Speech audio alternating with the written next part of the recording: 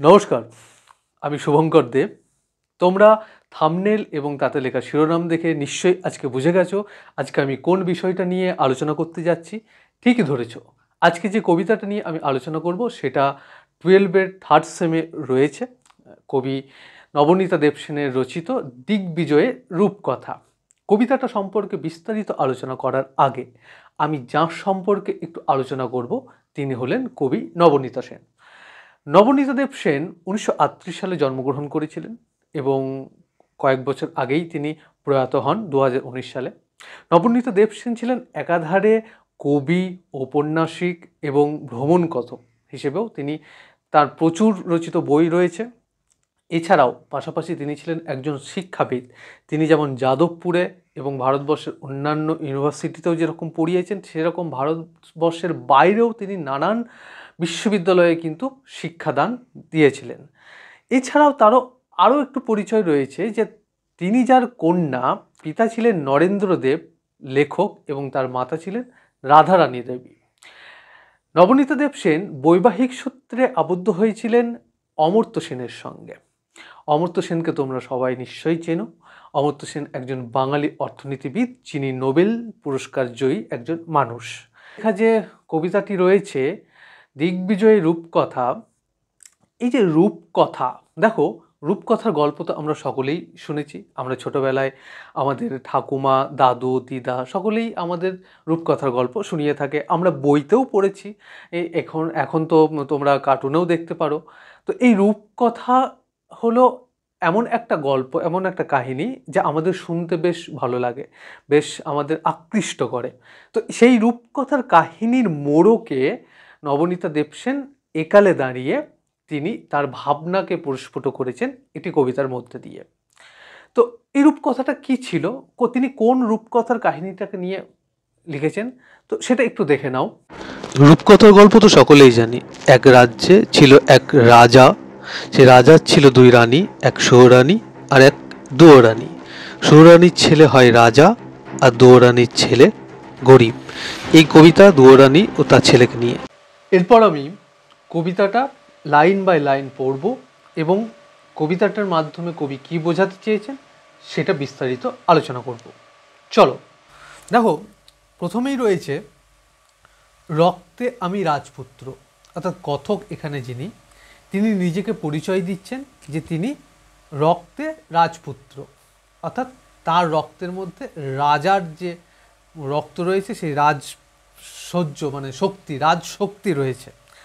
হলেনি বা দুঃখিনী জননী, তার মা দুঃখিনী জননী হলেনি বা, কিন্তু তবুও দিগ্বিজয়ে যেতে হবে, দিগ্বিজয় করতে যেতে হবে, অর্থাৎ নানান দেশ জয় করতে হবে। তোমরা জানো যে রাজারা এরকম ছিলেন যে তারা নিজেদের রাজ্যের জয় প্রতিষ্ঠা করার পর তারা পাশাপাশি আরও অন্যান্য রাজ্যগুলো জয় করতেন। তা সেগুলো হয়ে গেলে একটা দেশ জয় করতেন, দেশ জয় করলে আরও অন্যান্য দেশ জয় করতে তারা যুদ্ধ করতে যেতেন। তো এখানেও কথক সেই জয় করার কথাই বলছেন। দুয়োরানী দিলেন সাজিয়ে। এখন রাজা জয় করতে গেলে, যুদ্ধ করতে গেলে যে পোশাকে আমরা দেখতে পাই, যে রাজ পোশাক, যে বর্ম, যে শিরস্ত্রাণ থাকে, সেইভাবে বলছে এখানে যে দুয়োরানী সাজিয়ে দিলেন। এখন এখানে কিভাবে সাজিয়ে দিলেন? কবচ কুণ্ডল নেই। দেখো, সে তো দুয়োরানীর ছেলে।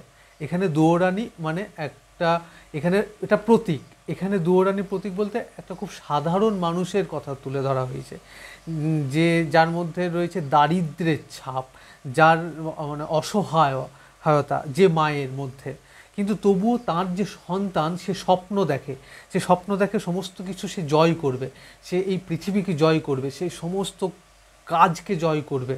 তো তার মায়ের আশীর্বাদ হিসেবে নিচ্ছে। তো কবচ কুণ্ডল নেই। এখন কবচ কুণ্ডল মানে যেগুলোকে রক্ষা করে রাজাদের আমলে, সেটা ছিল ধনুক, তুনীর, শিরস্ত্রাণ। দেখো, ধনুক অর্থাৎ মানে শিকার করতে গেলে যে ধনুক বা যুদ্ধের সময় যে ধনুকের প্রয়োজন পড়ে সেই ধনুক নেই। তুনীর অর্থাৎ দেখো ছবিতে দেখো এই রাখা থাকতো পিঠ থেকে এইভাবে নিয়ে তীর নিয়ে মারা হতো, সেটাকে ধনুক। আর শিরস্ত্রাণ দেখো মাথার মুকুট যেটাকে বলা হচ্ছে, কিছুই ছিল না, শুধু আশীর্বাদী দুটো সরঞ্জাম ছিল।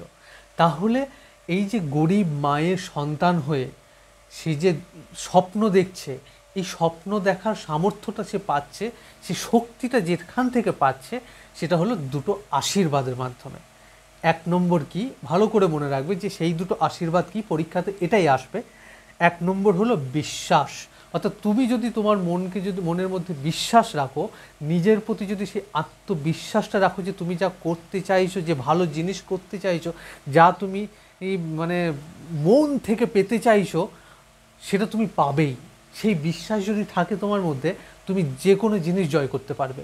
এখানে কবি কিন্তু এই কবিতার মধ্যে দিয়ে সেটাই বলতে চেয়েছেন, বিশ্বাস। এই বিশ্বাসে যে কি বলতে চেয়েছে, এই জাদু অশ্ব, অর্থাৎ তার কাছে একটা জাদু অশ্ব আছে।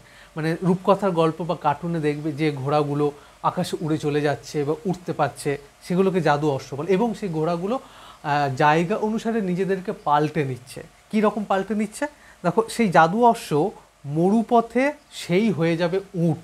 অর্থাৎ সেই যে ঘোড়া, সেই যখন মরুপথে আসবে, অর্থাৎ যুদ্ধে মানে জয় করবে, যখন মরুপথে যাবে তখন সে উট হয়ে যাবে। আবার যখন আকাশের পথ দিয়ে যেতে হবে, তখন সে আকাশে পুষ্পক আর সপ্তডিঙা সাজে সিন্ধু জলে। অর্থাৎ আকাশ বেয়ে গেলে যেমন এখন বিমান, তো রূপকথার ইয়েতে আমরা দেখবে যে রথগুলো আকাশে উড়ে উড়ে চলে যাচ্ছে, ছবিতেই দেখো দেখতে পাচ্ছে। আর সপ্তডিঙা আগেকার দিনে বাণিজ্য করতে গেলে যে সমুদ্র ডিঙে পার হতো, কারণ তখনকার দিনে তো উড়োজাহাজ তো তখনও সৃষ্টি হয়নি, তো তৎকালীন সময়ে বাণিজ্যের ক্ষেত্রে সপ্তডিঙার প্রয়োজন ছিল। তা 7টা ডিঙা ভাসিয়ে বাণিজ্যিক যারা বণিক যারা, তারা বাণিজ্য করতে যেত।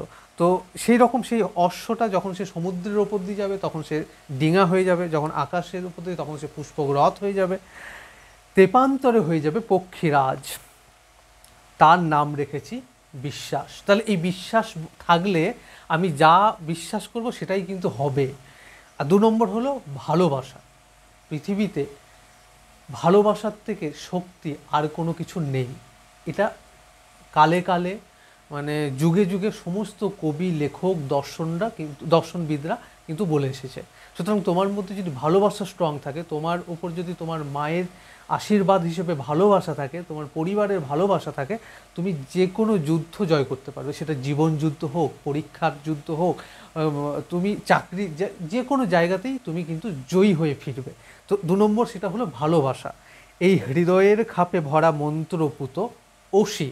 এই অসি শব্দের অর্থ হলো তলোয়ার। অর্থাৎ রাজাদের যুদ্ধ করতে গেলে যে সত্যিকারের তলোয়ারটা থাকতো, এর ক্ষেত্রে তো সেই তলোয়ারটা নেই। ধর তোমার কাছে সেই তলোয়ারটা নেই, কিন্তু তোমার কাছে কি রয়েছে? তোমার কাছে ভালোবাসা রয়েছে। যে ভালোবাসাটাই আসলে তোমার মনের শক্তি যোগায়, মনকে দুর্বল করে না, মনকে সবল করে তোলে। অর্থাৎ আমার সামনে যাই প্রতিকূল আসুক না কেন, আমি সমস্ত কিছুকে ছেটে বেরিয়ে চলে যেতে পারবো।